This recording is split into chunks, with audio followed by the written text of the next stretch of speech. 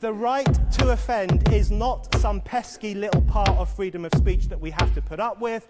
It is the heart and soul and lungs of freedom of speech. It is the coursing lifeblood of human progress. It is the instigator of liberty and modernity and science and understanding.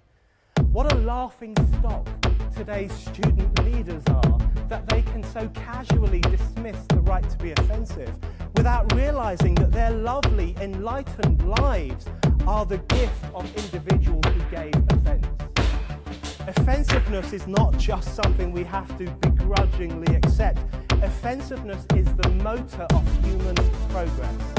Now broadcasting from the Right to Offend Media Studios in sunny South Florida, bringing you the latest in politics, current events, art, and pop culture. This is the Whitfield Report Live with Sam Whitfield. But giving offense is good.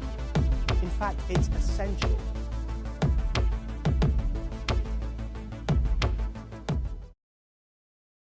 Alrighty, ladies and gentlemen, welcome to today's Monday edition of the Whitfield Report. I am your host, Sam Whitfield, and joining me today is Mr. Andrew G. Nelson, who has been on this program before. It's been a while. Andrew is a retired NYPD sergeant. Great guy. I've known him for a couple of years, I think 3 now in the indie author community. He is the author of multiple series, including the James McGuire NYPD Police Detective series, which I highly recommend. And his experience as an NYPD officer, I think, really lends authenticity to his thrillers in a way that not a lot of other police thrillers do. And he's just a great guy. So, Andrew, welcome to the show once again. How are you, sir? I'm doing good. Thanks for having me on, Sam. No problem. Thanks for coming on again. So, I wanted to start off just with your general background. You're a native New Yorker, as I understand it. And so, what was your background growing up? And then what motivated you to join the NYPD in the first place? Like I said, I'm a native New Yorker. I was born and raised in New York City. And I always wanted to be a NYPD officer from the time when I was a young kid. And so it was just a matter of waiting until I was old enough to, become eligible for it. And I joined the NYPD in 1985 and I retired in 2005. So was there like a family member or like a friend or like close relatives that motivated you to get into the police academy, or was it just something you pursued on your own? Actually, there were no family members that were in the NYPD, but my grandfather was a foreman for a trucking company. And back in the 70s, New York City was going through some financially hard times, and cops were getting laid off. And my grandfather actually had gotten a bunch of cops from the local precinct jobs working for the trucking company. And so they became really good friends. And I grew up around them. And there was just something about those cops back then that just, appealed to me. And so that's the path that I took. Interesting. So, and I'm sure the process has changed since you've been in and since you've retired, but what is the, I guess, career track like, or what was yours personally? How does one, ascend through the ranks as you did? Because I imagine you started out as an officer, but then you ended up in the intel, which I find interesting. So what was that whole process like? The NYPD is interesting because first of all, it's so big. It's the largest police department in the United States. And because of that, it's basically a self-contained department. We have access to just about anything and everything you could possibly want, from, aviation to emergency service to scuba to harbor. So it's really a very diverse agency. So when you come in, once you've, joined the department and done your probation and gone out to a patrol precinct, pretty much the sky's the limit. depending on what path you want to go. So if you want to go detective, if you want to go specialized unit, there's a lot of opportunities there. And then, of course, you can, take tests to further your career and move up the ranks. There's a lot of diversity. Interesting. So you decided to go with the Intel unit. Was there anything that or I should say, what attracted you to that unit specifically, or was it like, hey, we need men over here, and we think you would be good for this position? Actually, it wasn't something that I'd even considered before. I was working in a unit, and like everything else, when you're in your career doing your job, eventually you start to suffer some type of burnout from it, and you start wondering, is there something else that I could do? And I had a lieutenant at the time that I worked for, and he was the one that actually recommended for me to go over there. And he had actually worked in the intelligence division earlier and knew some people there and made some phone calls for me, and that's how I actually wound up there. Interesting. So what was your, I guess, role in the intelligence division? Because from what I've read, I know that the intelligence division covers a pretty wide swath, everything from organized crime and whatnot, which is, I think, what most people, when they think of it, kind of think of. But then there's also everything from security to like literally counterterrorism. Uh, Yeah. When I was in the intelligence division back in the 90s, basically there were several components to it. Obviously, you said one of them was the organized crime. And that, right after I got there, probably within like a year or two, there was a restructuring in the department and they moved the organized crime element out of it. But my primary responsibility was doing investigations for different agencies outside of New York, whether it was Interpol or organized crime organizations, because we still maintained a tremendous amount of records. We also had dignitary protection units, both municipal as well as public security. And so you had like municipal security, which was city officials, the mayor, certain people on the city council. Then you had public security, which did all the visiting and foreign dignitaries. And so if the president was coming into town, vice president, visiting foreign heads of state for the UN and whatnot, we would provide protection there. yeah, well, a couple of times that I've been to New York, I've coincidentally also been there during the big, UN Hmm. conference that they have, and I'm sure that those jobs are always, fun for you, and I say that, with like heavy sarcasm because the officers I've seen, they look, perpetually like on edge and stressed out, just trying to, you know, direct traffic through that busy, section there. Yeah, well, the uniform guys that are on traffic control, I've done that. I did that earlier in my career, and it can be extremely hectic But because yeah, New Yorkers want to go where they want to go, and unfortunately, when the president or a head of state is moving, you really can't go where you want to go. So there's a lot of anger, frustration. So I was that glad I didn't have to do that. I usually rode in motorcades. yeah, and then I'm sure too also dealing with, tourists and all that, in Newark as a cop, that always had to be interesting too, I would imagine. Sure, So, yeah. and so since you were on, the security detail, I mean, were there any particular like memorable standouts for you while you were on that job? It's very interesting because most people are accustomed to either being at an event where they're watching uh, the dignitaries, whether it be at a social event or on TV, and you're actually there in the middle of it, and so it's like being inside the fishbowl, and it's a very unique way to see things because you're privy to a lot of stuff that most people are never going to see behind the scenes. And Sure. so there's a lot of interesting moments, some things you can talk about, some things you can't talk about, Sure. and dealing with a lot of different threat levels. One of the last, I was responsible after I'd gotten promoted to sergeant. I'd gone back for the UN General Assembly, and that was the year I was basically responsible for doing the advance on Clinton, Arafat, and Netanyahu. So when you want to talk about ultimately Boy. the three highest, threat protection details, and I don't think I slept for that entire week that we were doing it. So Right. there's a different type of stress when you're dealing with something like that. Yeah, and I would also imagine you mentioned that was, during the Clinton administration. So that was pre 9/11, too.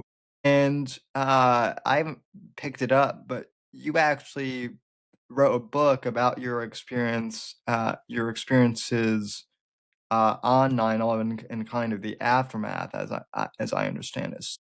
Mm, If you're okay with it, what were your kind of experiences leading up to 9/11 and then on that day and kind of the aftermath? Okay. So the title of the book is called Where Was God? And it basically uh, revolved around from getting asked that question, from people. When you did talk about 9/11, obviously it was, a truly tragic day. Yeah. And it basically, the book talks a little bit about me and you know, my my path towards joining the NYPD, and then what happened on 9/11 and afterwards. And it made me, because a lot of there's everybody has a story, where they were on 9/11, what they were doing. And I realized, because I'm out here in the Midwest now, and I would go and I would do talks, and it's very interesting to me because we had lived it firsthand being Right. there. But then you talk to people outside of the New York metropolitan area, and they also had this vested interest in it. They know where they were, what they were doing, and so, but there was this interest in talking to somebody who was there. And so it's not a topic that, you don't want to talk about it. It's Sure. very difficult on that level, but you still feel like you almost have a responsibility to talk about it because we lost so many people on 9/11. Just talking from the NYPD perspective, we lost 23 of our officers on that day, but we've also lost hundreds since then through the diseases, the illnesses that we contracted being Yeah. down there. And then, the thousands that are sick even to this day because of all the stuff that we ingested in there. Yeah. So it was, as I was writing the book, I had lost friends that I knew. My partner ended up dying from cancer. And so it hits home, and you find yourself asking the question, well, where was God? And where the book turned out, I was supposed to be like a recollection of 9/11 and the events and everything and whatnot. As I was writing the book, because there was a lot of anger, and the question kept popping up of, well, if we're going to ask where was God, we have to answer the question, is there a God? You know, Right. and so it actually moved into the realm of almost like a cold case investigation to look at, because if God allows this to happen, what has God allowed in the past? And you look at what Jesus went through coming into this world and what he endured for our sins. And you start looking at it and realize that it wasn't a question of where was God, because in the book it recounts a lot of different things, a lot of events that happened to individual people, of how they weren't at the towers when they were either struck or they came down. So God was moving throughout it all. Right. But it turns back to us and what we have allowed to come into this world, and what it's not God doing it.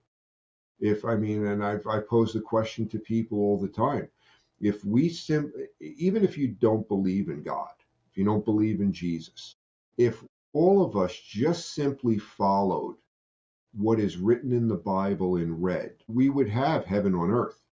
But Yeah, we can't do absolutely. that. Yeah. And I mean, you and I mean, I'm a Christian. I know you're a Christian. I mean, even Christ in his moment of doubt did say, why, Lord, why hast thou forsaken me? So even he had, a moment of doubt. I think it's what's interesting for me because I was a kid when 11 happened, but I was old enough to still, remember where I was at and kind of the aftermath, uh, just watching it kind of on live television, and that's what spurred my interest in politics and current events ultimately. But now there's an entire generation of adults that wasn't even alive yet. They weren't born when 9/11 happened, which is wild to me, and I'm sure it's even more wild to you.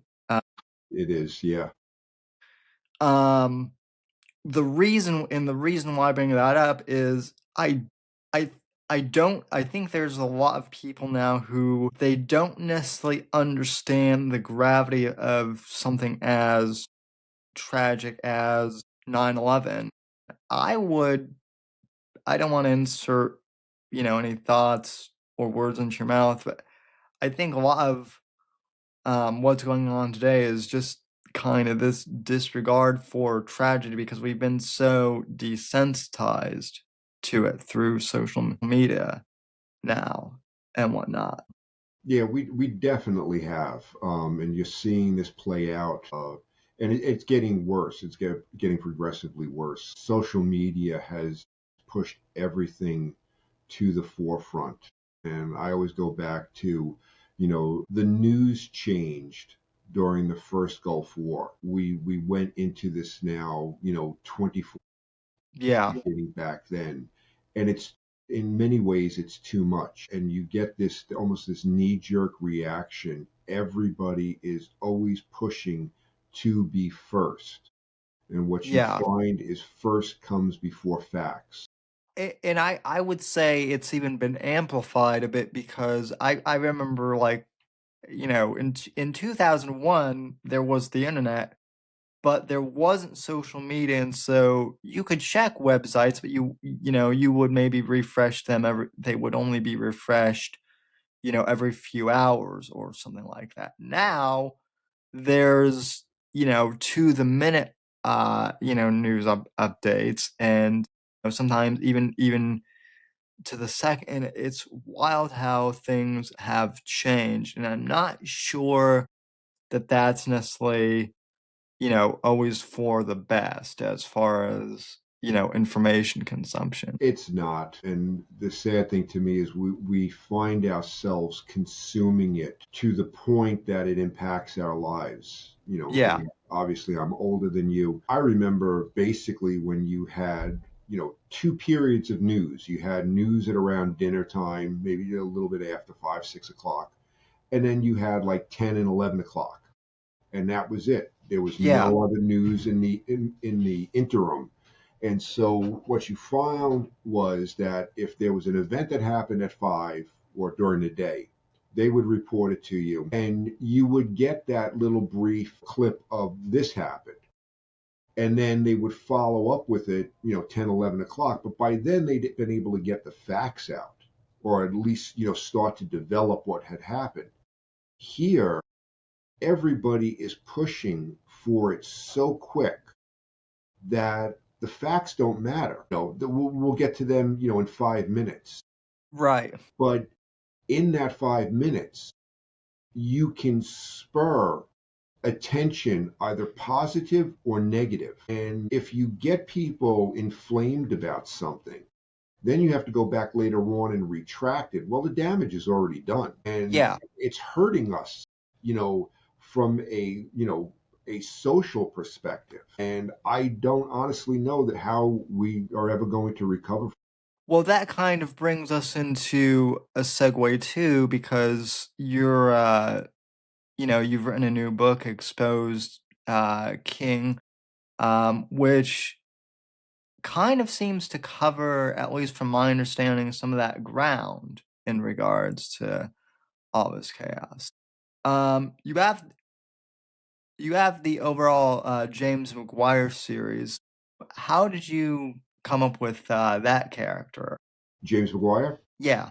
very interesting, and I'll keep it quick. But the whole story, I mean, my foray into writing basically started almost as a bet because my wife and I were both readers, and we were talking one day, and she had said something to the extent of it must be hard to write a book. Well, I'd been a detective and a supervisory investigator. And so when you spend all your time, basically writing reports or reviewing reports, you kind of go, no, not really, because Yeah. you're just changing the details. So she challenged me to do it.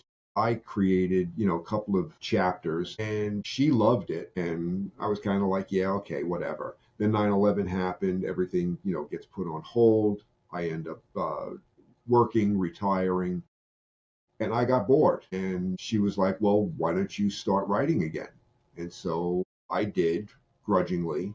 And I found that I actually enjoyed it. So the character of James McGuire came about through that. Interesting. So, and when he starts off in the series, he's a detective. He's a retired detective, yeah. He's a retired detective. So, and then now in the series, he's police commissioner. Yeah, he's had a very interesting career path. Yeah. So, I guess what was the motivation specifically with Exposed King to write that book, from his perspective too? Exposed King has taken basically 6 years, almost 6 years, to come to fruition. And being a writer yourself, as you're writing a book, you're always thinking ahead. As you're Yeah. crafting out the story, in the back of your mind, you're going, okay, well, if I do this, then I have to plan, going forward that I'm going to do that. Well, I finished Glass Castle. And so, as the creator of this world, I know where my characters are going. But at the end of Glass Castle, there's a little bit of activity that makes you wonder what's going on. And it was kind of like, just a little teaser. So I knew where ultimately the book is going. And for what would come to be Exposed King, I began to brainstorm of how to make that transition. Now, this is back, Trump is in office his first time around. And one of the things is when I was in the intelligence division, like I said, we did protection of pretty much everybody. Yeah. And so you saw them basically behind the scenes. And this may come as a shock to some of the viewers out there, but they get along, or at least they did. Yeah. What you see on TV, where you'll have, a Republican will be saying this, and then the Democrat says this, and they sound like they're against each other. But behind closed doors, they're friends. Oh yeah. And so I saw what was going on with Trump, and I saw all the pushback. And it was concerning to me because you can have philosophical differences, as far as, political decisions. But I also saw Trump back then and saw all of the people that used to fawn over him. Yeah. And so it was kind of like, how do I, rectify this in my head? You're calling him all of these things, but You used to sit next to him and laugh. What changed? That started my brain going of what is this progression? Can this get worse? And it started down this path. Then, unfortunately, you had the George Floyd incident. And I started seeing all of these things begin to materialize as I'm doing this outline for this book. And it was a constant me asking, what if? If Yeah. A happens, what if?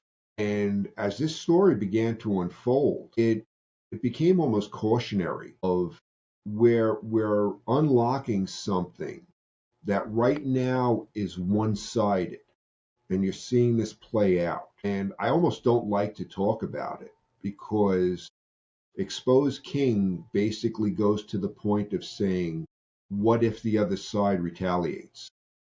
Yeah.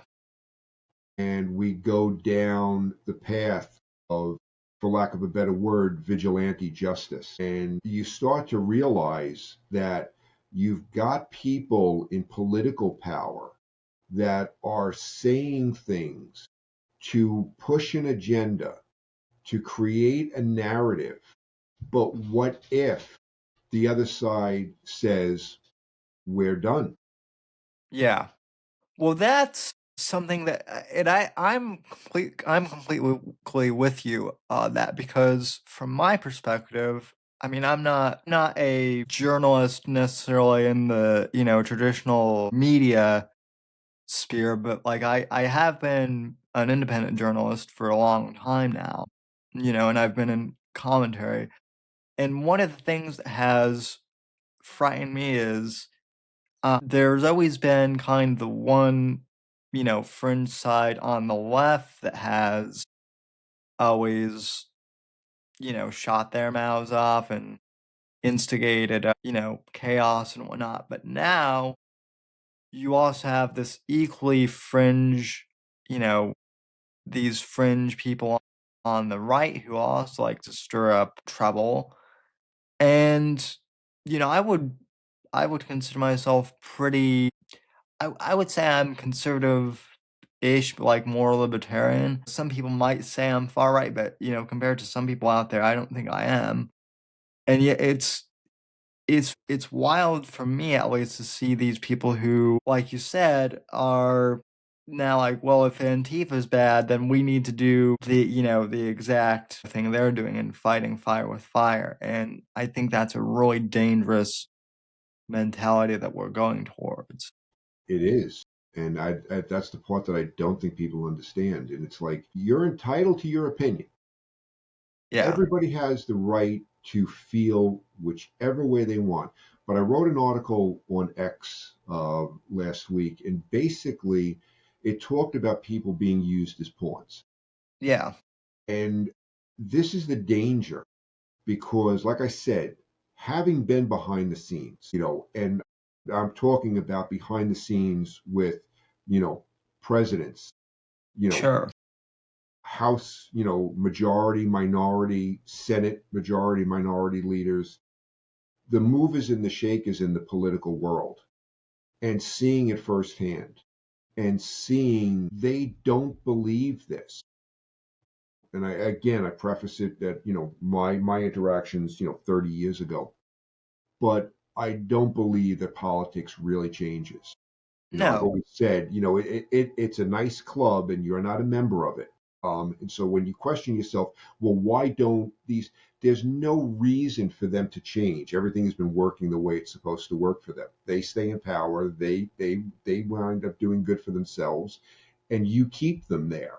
If they can sow seeds of dissension among people, then you will keep voting for them. And Yeah. so I'm watching these people who are supposed to be the adults in the room, the politicians that are not acting like adults. They're acting like arsonists. They're throwing gas on flames. And it's almost like, we saw the shooting with Renee Good. It's a tragedy. No matter which way you look at it, that woman should not be dead. But she made choices that led to that. And why did she do that? Because somebody was pushing those buttons, and that person has no qualms about what they're doing. Right.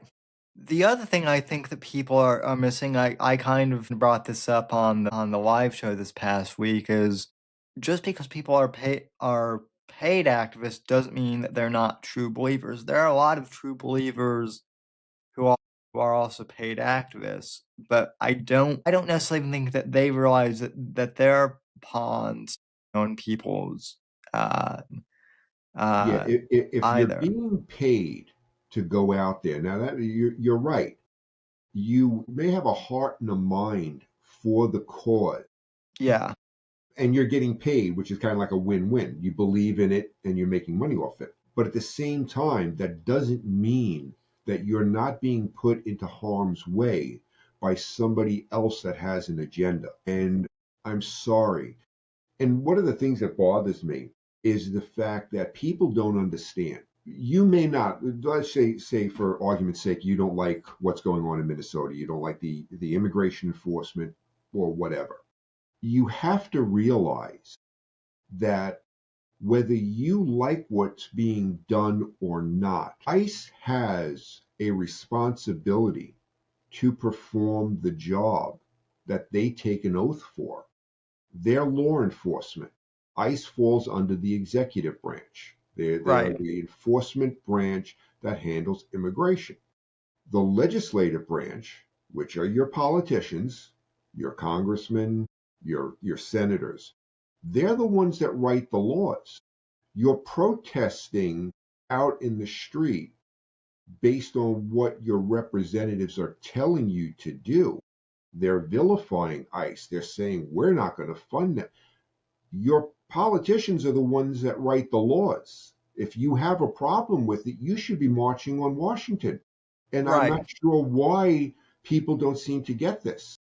Don't protest. If you want to go and protest at court, fine. Go protest at court. Don't protest operations out in the street. You're creating a very dangerous and potentially deadly situation.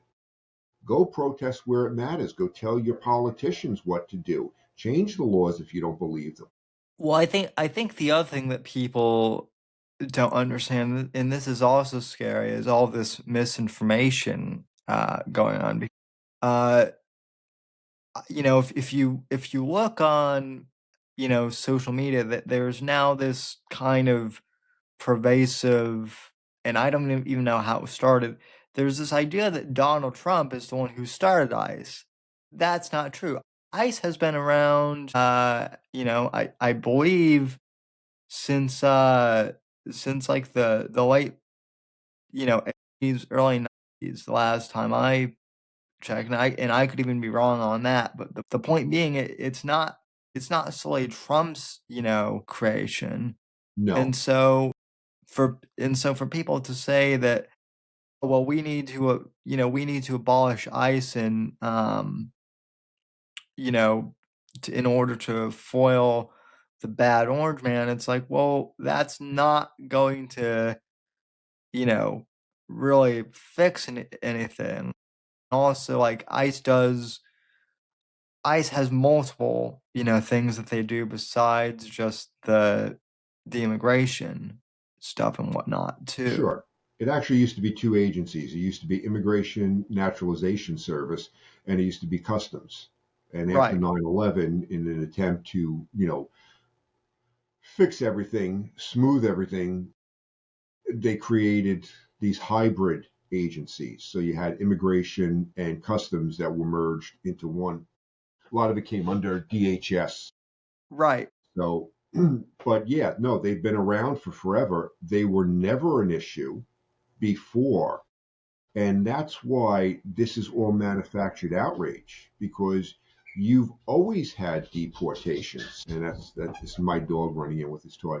So you've always had immigration enforcement. You've had deportations. This has been going on for decades. This is nothing new. And it's like all of a sudden now it's an issue. Why wasn't it an issue before?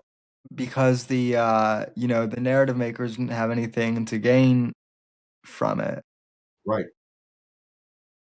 I think that, the other thing too is like you and I write books and they're thrillers, but I make okay money writing books and I hope you do too. But it's what's wild is I see all these people making you know th- these inflammatory posts on X and they're getting monetized and they're making millions and millions of dollars off of the chaos too. Is That's discouraging too, is the people who are making money off of all this too. Yeah, So we've lost our capacity in large part to be critical thinkers. We yeah. get very much swayed by those loud voices on social media, and we don't question the narratives that are being pushed because they may fall in line with our beliefs. And one of the funny things with AI at this point, Yeah. I don't know if I would believe something if I saw it unfold in front of me. I've become so jaded with it. But people will rely on what's being told to them, whether it's true or not. And we've lost this capacity to really think for ourselves. Well, that's one thing I wanted to get your perspective on too, is because AI with, all these video um, things. I remember back in the early 2000s watching, cold case files and all these other, police documentaries. Video evidence was a huge thing, and that was how a lot of investigators sometimes closed a case, was surveillance footage and whatnot. And now with AI and everything being able to, is visual evidence now going to be, you know, questioned in court more? And it's just, uh, you know, we're going down a road that I think is leading to a lot more questions than answers. Yeah, So, we definitely have opened Pandora's box. yeah. This is one of those things where you knew, I guess, eventually that this was going to come about. But I think it's a case of where you have technology that grows so quickly that you're often forced to play catch up with it. And you didn't have a plan going in with it. And now you're having to figure out how to restrain it. But I think it's already too late. Well, AI, well, I mean, I use AI and I definitely do think it has some benefits as well as, negatives. Hmm. The thing that I'm more worried about, even though it's been around longer, is like social media. I think is still, it's been around longer, but I think we're still adjusting, to it, as the human race, and I'm not sure it's been the best. I mean, the thing that's scary to me is that the guy who killed Charlie Kirk was supposedly motivated because he saw social media posts that someone said out, Charlie Kirk, and that set him off. There are conspiracy theorists who don't think that that happened, and that's a whole nother rabbit hole. But just, that motivation to go and, to murder someone because you don't like what they said on social media. 10 years ago, even that, if I had laid that as like a premise for a book, Yeah, I would have been laughed at, yeah. by an editor. But now here we are, and it's unfortunate. And the other thing too is on the flip side, you have conspiracy theorists who are saying that, well, they don't think the guy did it because the FBI or the police took too long to investigate Charlie's death, not understanding. And this is why I asked so many questions, is because I don't think a lot of people understand just how long it can take for police to investigate a any type of case, much less a murder case. I So, think the thing that bothers me is this expectation, and maybe it's because we've been fed all of these shows. and the most famous one is CSI, where it's like, or NCIS. We have this expectation that we have technology that we just don't have. So, it's like the famous, like, enhance. You know, Right. I would love to have had an enhance button when I was doing investigations, but we don't have that. But you do on TV. So people have been fed this expectation of technology that exists that doesn't. Then at the same time, you're also seeing people responding. And one of the things, and a perfect example, when you had the incident in Butler, Pennsylvania, where Trump was shot, Yeah. people, I mean, this is how quickly people are out there, and everybody now has a theory. And I remember there was, I believe it was a member of one of the local SWAT teams. And he is standing there and he's got his rifle out. And people are like losing their minds because he was pointing the rifle at the Suburban where Trump was in.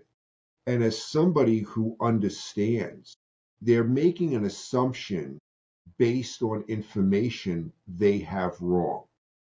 There is no depth perception on cameras. Right. So you're getting a false image. You think he's standing next to the SUV, pointing his rifle into the SUV, when in reality, he's about 75 feet away. But that Right. camera does not pick that up. And that's what you're seeing. You're seeing a lot of people that are responding to something that they saw on social media. And like the old meme was, I was a Middle East expert last week, but this week I'm a, constitutional attorney. We're making statements, declarative statements, but we lack the knowledge. And we need to take a step back from that. We really do. And unfortunately, I don't think we can. Yeah. I mean, it's it in regards to the whole Charlie Kirk thing when he was shot, there were a lot of people who were saying, well, it's impossible for him to get taken out. It was impossible for him to get taken out by just a plain hunting rifle. It had to be something more advanced, so therefore some foreign government did it. And it's like, no, a hunting rifle can still, It's a hunting kill you rifle. if it's close enough. You know, why wasn't the roof covered? That that is, maybe that was bad security, but not everything points to, an international conspiracy, I mean, either. you can create a conspiracy for just about anything if you're inclined to do that. I mean, Yeah. I looked at the whole Charlie Kirk thing. I looked at the Butler thing, and I had questions, you know. But my questions came from having years of experience in doing dignitary protection, in doing site assessments, in doing threat assessments. Right. So I look at it from a different lens. Now, does that mean that mistakes didn't happen? Or was it intentional? Well, I'll be the first one to tell you mistakes do happen. But Yeah. you try to do everything you can to prevent that. But at the end of the day, you're still thankful when everything goes off without a hitch, because it's you're one mistake away from standing in front of Congress with your right hand raised and testifying. Right. Right. And sometimes, I don't remember the exact saying, but it's like, you know, it you know, it takes like 1,000 steps to do everything right, but just it takes one mistake to undo everything when it Yeah, comes yeah, to, yeah. One security or something. basically one oh shit wipes out 100. Good job. Yeah. Yeah, yeah. Yeah. So yeah, I mean, that's why and that's why I tried, whenever I have guests like you on or Steve Stratton or other people who work for law enforcement, I do try and ask these in-depth questions because, you know, having known some of you guys, I can at least understand from an outside perspective and appreciate the you know, the level of detail that, you guys have to go through with security and investigation and whatnot. But a lot of people that they watch an episode of Law and Order and they think that, a murder case is supposed to be done in under an hour, not realizing that, even things like getting warrants takes time. Stakeouts take time. It's not, you know, always glamorous. It's a lot of sitting around and waiting sometimes for most of the time. yeah. So I mean, I guess what is, at least that you've noticed, what is the biggest misconception that people have about police work that you always have to kind of clarify or explain? Or is the list too long? I think one of the misconceptions, it's like everything. I don't know what has changed in our society. I really don't, because I go back to when I was, on patrol, and there really was no arguing. And I'm not sure when this came about. And it's a new thing where, people are going to argue, and the side of the road isn't the place to argue. If you find that you disagree with this, then go to court. But you have people that are now, which kind of, is very intriguing to me, because I was told that no one is above the law for a long time, except for the people who think that they're above the law. So Right. it's like, okay, I'm not sure how we rectify that, but people just need to, like I said before, we've lost our capacity to think critically. Yeah. And people need to take a step away from the social media influencers, the people that are, have all of these different podcasts, or the social media accounts that are pushing an agenda, and really learn, go back to thinking for yourself. If you disagree with something, then find out the way that you can resolve it. But resolving it out in the street is only going to lead to tragedy. Yeah. If you're a mom or if you're a father, you have a responsibility to your family. You know, focus on them. You can be an activist in other areas, that it doesn't, put your life, well, and the life of law enforcement, in jeopardy. Because honestly, what happened to Renee Good was a tragedy. What happened to this guy the other day, another tragedy. But I will tell you that there is no cop that wants to shoot somebody. Your life is going to be over, Right. because it's going to be irrevocably changed. And so no one wants this. And Yeah. we're you watching the news and you're seeing this. We have a debate for a week, 2 weeks, a month, over an incident that occurred in 1.5 seconds. Yeah. Well, I think the other thing too is I think Hollywood and people's, you know, expectations from movies and shows. I saw someone post on Facebook saying, well, why couldn't the officer, in regards to, Renee Good, why couldn't he have just jumped out of the way and shot the tires? Well, you know, It's not this Hollywood. isn't John Wick. Not all cops are. I mean, it's hard to fire a gun properly. It takes practice just to do that, much less doing crazy things like, well, why can't you just shoot the gun out of the perp's hands, or, something like that. Yeah, shoot So, them in the leg, shoot them in the hand, and that sounds really good, and it works, 100% of the time when you're shooting at a paper target. Once you go out in the real world and you have all of these different mitigating circumstances, there's a difference between shooting, on a nice, beautiful, 75-degree day with the sun. There's something completely different when you're shooting and it's -5 and you're bundled up and you can't feel your fingers. So there's Right. a lot of different, things that go into that. And like I said, no one wants to do this. Anyone that puts on a gun is inherently familiar with the risk that goes with it. And Yeah. you know that you might have to do it, and it's the last thing you want to do. Because at the end of the day, whether you're right or whether you're wrong, you're still going to take a life. Yeah. If you're And right, maybe you walk away unscathed. You know, if you are judged wrong, your life is ruined. And so you know the risks when you take the job and you pray that you don't have to do it. And we've yeah. had plenty of cops that have been either killed or seriously injured because they hesitated when they shouldn't have. And even if it is a completely,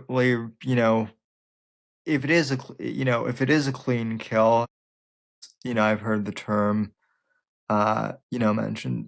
A lot of cops, I would imagine, they carry that with them, for the rest of their lives, even if it is a clean shoot.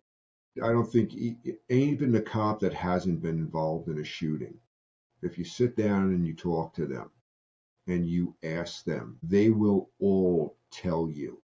You live with so many, ghosts of things that you've seen over the course of a career. And that's not, that doesn't involve a shooting. Right. And so these things haunt you and they never go away. You see things as a cop that you were never supposed to see. And I've said this before, it's very strange to me because you take somebody who, 20 years old, 21 years old, and they become a cop. And go back and think about yourself when you were 20 and 21. I look back and I think about all my friends. They were all out there partying, having a great time and whatnot. And I was out there, basically disputing, marital fights. I'm out there. I hadn't even lived my life yet, and I'm solving other people's problems. And so being a cop is not, an easy job to do. So, No. people that we get this kind of like jaded view. We think that, all these cops are out there. They're human beings, each and every one of them. Yeah. Has writing helped you process through your experiences of being, on the NYPD, both good and bad? I think in a way, what it allows me to do, and, I grew up reading Joe Wambaugh. So, LAPD guy and seeing that world, that I wasn't familiar with. Right. But I love the characters and I love the fact that they were flawed. And when I'm writing my books, that's what I'm trying to present to the reader. It's not black and white. And case in point, I had in one of my books, there's a terror cell that's operating in New York City. And I actually had a woman tell me that when she was reading about the terrorist, she cried. And that is exactly, yeah, it's kind of like she said, she goes, I didn't like this guy, but I found myself crying when I read his story. And as a writer, that's what I want to do. I want to show the reader a completely different world. First of all, I want to show you the world of the NYPD that you wouldn't normally see. Then I want to show you maybe an insight into it where you'll have a scene that's kind of humorous where you'll see these cops interacting with one another in a way that you see the human side of them, Yeah. and in a split second everything goes to hell, because that's usually what happens. You talk to cops about, when they were involved in something, whether it was a shooting or something traumatic, and you asked them, what were you doing 5 minutes before this happened? And they were probably sitting there joking and laughing and having coffee, smoking a cigarette, and the world was fine. And 5 minutes later, it completely came apart. Or you get the perspective of the bad guy, and you don't want to like them. You know they're bad. But when you hear their story, it resonates with something deep inside you because it Yeah. could be you. Well, I talked at this with Eric Bishop, last week. He's really good at writing compelling antagonists who, no one is the villain of their own story. That's right. Um, you know, Rarely. Some people I suppose there are some maybe serial killers out there who know that what they're doing is, wrong, but they just, they're demented. Aside from that, most of the time, um, even former mob guys who have, you know, who have now talked about this, they thought that what they were doing was, in the life was good until it wasn't. So It's like the old saying, history is written by the winners. yeah, And so, yeah, you see that, I think it's lazy writing if you just paint a villain and give him no redeemable qualities, because that's not real, and it's like, I mean, I saw a thing one time and it was like, even Hitler liked dogs. yeah, And it sounds absurd, but as a writer, you need to channel that sometimes. Make the yeah, reader kind of go, I don't want to feel this way, but I do. And that's when you know you've given a character enough depth where it raises questions. It shouldn't be black and white. There should be gray, and the road to justice should be twisted. yeah. It often is. Uh, or even if the characters, even if the villain's motivations are completely, out of whack, how did they get to that place to where they just don't care anymore Right. about, What happened in their thought process? yeah, Um, you know, and then, you have manipulation. And so even if a character thinks they're doing the right thing in their mind, then do you show the manipulation? Do you invite the reader in for a look behind the scenes and go, he thinks he's doing the right thing, but here's the reason why he's doing it, and now you judge for that. right.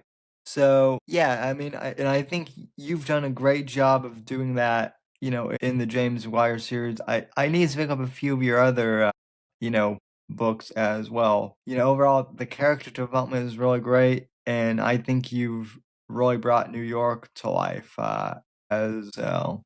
Like I said, I grew up with Wamba, and it was kind of like I want to do the same thing from a New York perspective. The interesting thing is because I have the James McGuire series, but I also have Alex Taylor, and they're two really completely different characters. Even though they're very close, uh, and they come from similar but also different backgrounds, it's fun for me because what I can get away with, or what the James McGuire character can't do, I can do with my Alex Taylor character, because she's got that. They're like a mirror of themselves, good and bad. Right. So it's been fun to have those two characters that I can play with. Have you ever based characters off of anyone you've worked with, or any of your actual experiences, or I, I plead the fifth? I won't plead the fifth because I think that's lazy. I think every character has elements that can be traced back to actual people. And that's what makes them believable. Yeah. They have to have attributes that you draw on. And they may be a composited. They may have Sure. elements of this person and elements of that person, and you kind of just meld them together. And so yeah, there's what you find in the characters are elements of real people that I've worked with, both good and bad. So there's that. Do you have a like specific writing process? Like, do you outline or do you pants, as they say? Or... I set my hair on fire and then I just go willy nilly. I am a plotter. Uh, I don't understand how pantsers actually do it. Uh, I'd lose my mind. But I actually sit down and every book I have, I'll start off, I have to do a chapter by chapter progression. So it'll be, I may have 53 chapters in a book. I will have an outline of what happens in every chapter. Now, that may be, a sentence or two. Yeah. It may be 3 pages of notes. It just depends on, the weeds that I'm going to get into with that chapter. But that's the only way I can do it. I have to be able to sit down because I, at any time, I can have 2, 3, even 4 books that I'm outlining or working on. And if I And tried to do that by the seat of my pants, I wouldn't be able to write a book. I did the pantsing thing for my first 2 books when I was still getting in, when I was still getting into that, like getting into this. I had a general like outline of bullet points. I just didn't know where things go. Now I find like I have like a general outline of where I want things to go. Um and what I find interesting is sometimes the outline it'll start off one way and then just through writing I'll end up maybe not somewhere entirely different, but different from maybe what I initially had planned out. Because as I'm writing, things, change or new details come to mind I hadn't thought of Right. before. So, And I'll do that. There's plenty of times where I'll, like I said, I'll have 50 plus chapters and I've outlined, and I won't start really writing a book until I have that outline done. Because yeah. it's like going on a trip. You start at A, you're ending at Z. How are we going to get there? And I need to know how this trip is going to go before I start writing. Now, as I'm writing, I may, it's like, oh, okay, we're at exit 43 and there's, an attraction I want to go visit. We're getting off the highway. So I'll throw in an additional chapter or two along the way. But by and large, I need to know exactly, what this book is going to be about and all of Yeah. the details for it. But like I said, I can have 4 going at one time. And so for me, it's a necessity. Otherwise, and when you're dealing with as many characters as I am over the course of, I think I've got 15 fictional books out now. So when you have that many characters, if you don't have like a master list, you're gonna, really run into problems along the way. Yeah, I've started using and I don't know if you might have actually been one of the ones who told me about this, but I started using a program called Scrivener to Yeah, I don't use that though. That was somebody else. keep an outline. Yeah. Yeah, I know there are a couple of them that you can use. So I would use Word, but I can't afford Microsoft's, like Yeah. licensing now. So that's an issue. Well, anyway, Exposed King comes out tomorrow by the time you guys are hearing this. A great cover, too, by the way. And I see you've got Perfect Pawn, Yes, I do. your first book That's the in first the book. background there. Yep. Um, you know, check out the James Bwire series and check out the Alex Taylor series. You have a couple of them now. I Now, do. James McGuire was the primary. Then came Alex Taylor. And then I started another one, which is Angelo Antonucci, and that started off as the cold case. But all these characters, and sometimes to the consternation of my readers, but it's my story. And so you're kind of along for the ride. But all of these stories weave into each other Yeah. because that's the way life works. Some people don't like it, but that's like I said, that's my story, and you're introduced to characters that you're gonna love.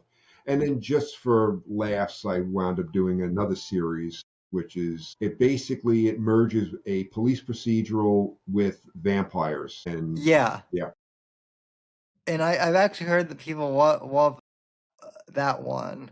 and I got to work on the sequel to that because people have been asking about that one, and yeah, that's actually fun. And Yeah. that was one of those books that started off with just a question, and it developed into a really good story that I think kind of caught a lot of people off guard because it was like it took the traditional police procedural and it broadened in the supernatural aspect of vampires, but then it just kind of merged them and created an interesting, dynamic where it was different from the traditional vampire stories that people were used to reading. Yeah, I also liked the James McGuire prequel you did. I think it was a prequel at Yes, least, where Shadow you Strike. yeah, which that's actually one of the few books of yours I actually have a physical copy of. I thought that was a good venture too into kind of the more military thriller genre as well. So it's only Exposed King comes out on tomorrow by the time you guys are hearing this. So you must be excited, I would imagine, to have the book out and then, back to square one, Yeah, as they say. yep. So, I've already started. oh yeah, I'm sure. So, well, sir, anything else you would like to promote or If people are discuss? interested in finding out more information about me, they can go to andrewgnelson.org. That's my website. You can find out more about me, about my books. You can also follow me on Twitter. You can find the link on the website, and as well as information on all my books. They're available on Amazon, Barnes and Noble, Books a Million, and even Walmart. You can get them. Yeah, it's, I found I found that interesting too. Yeah, no Audible, no Audible yet, but maybe down the line if you can find someone with a proper voice or something, so to Yeah, do the audiobooks. So, but well, anyway, Andrew, I want to thank you for coming on the show, and I want to thank the listeners and viewers for tuning in. I'll be back Wednesday, but until then, take care and God bless everyone. Thanks for tuning in. The right to offend is not some pesky little part of freedom of speech that we have to put up with. It is the heart and soul and lungs of freedom of speech. It is the coursing lifeblood of human progress. It is the instigator of liberty and modernity and science and understanding.